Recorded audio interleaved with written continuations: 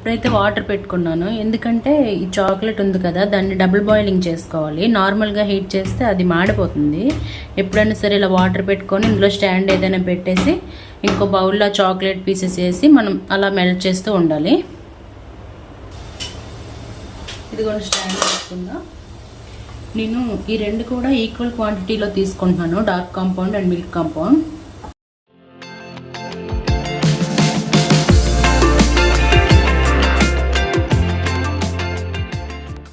Water బాగా boil అయితే అప్పుడు పెట్టొచ్చులండి, ఈలోగా అవసరం లేదు. ఈలో అయితే ముందుగా ఫ్రై చేసుకున్నాం కదా ఆల్మండ్స్, ఇలా క్లాత్లో వేసుకొని కొంచెం క్లీన్ చేసుకుందాం. సాల్ట్ అంతా పోతుంది.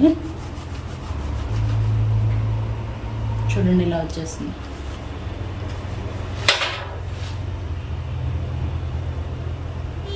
వాటర్ ఇలా బాయిల్ అవుతున్నాయి కదా, అదే స్టీమ్ వస్తుంది కదా, అలాంటప్పుడు ఇది పెట్టుకోండి. కొంచెం అలా మెల్ట్ అవుతుంది స్లోగా. ఇది మెల్ట్ అవ్వడానికి కొంచెం టైం పడుతుంది. ఈలోగా మనం చాక్లెట్స్ అవి ఎందులో వేస్తామో కూడా అది కూడా క్లీన్ చేసి పక్కన పెట్టుకోండి. నాకైతే ఇది సరిపోదేమో, మిగతావి కప్స్లో అలా వేస్తాను. మిల్క్ కాంపౌండ్ త్వరగా మెల్ట్ అయిపోతుంది కానీ డార్క్ కాంపౌండ్ వేగంగా అవ్వట్లేదు.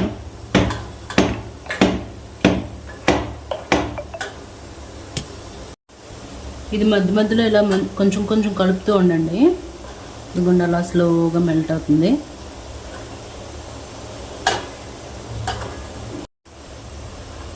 ఇది ఇలా మెల్ట్ అవుతుంది కదా, ఈలోగా ఈ మౌల్డ్స్లో మనం నట్స్ వేసుకుందాం.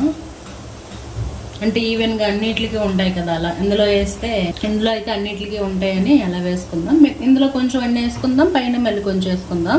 ఇందులో కూడా మిగిలితే ఇందులో కూడా వేసుకుందాం.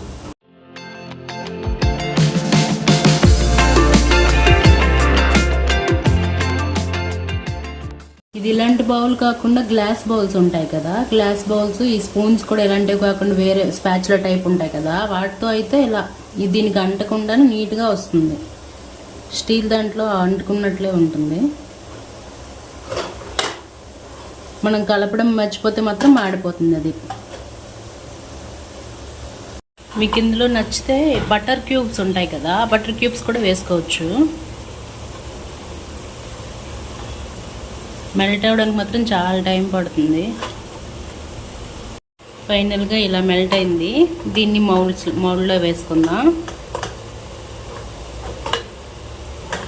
ఇదిగోండి మెల్ట్ అయింది కదా, ఇలా దీన్ని ఇలా తీసుకుని ఇందులో నీట్గా వేసుకోవడమే.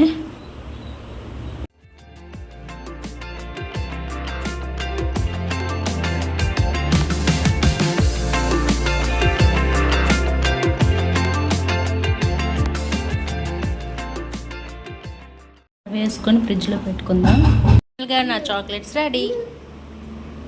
చిన్న తీసుకో, డాడీకి ఇవ్వు, నానికి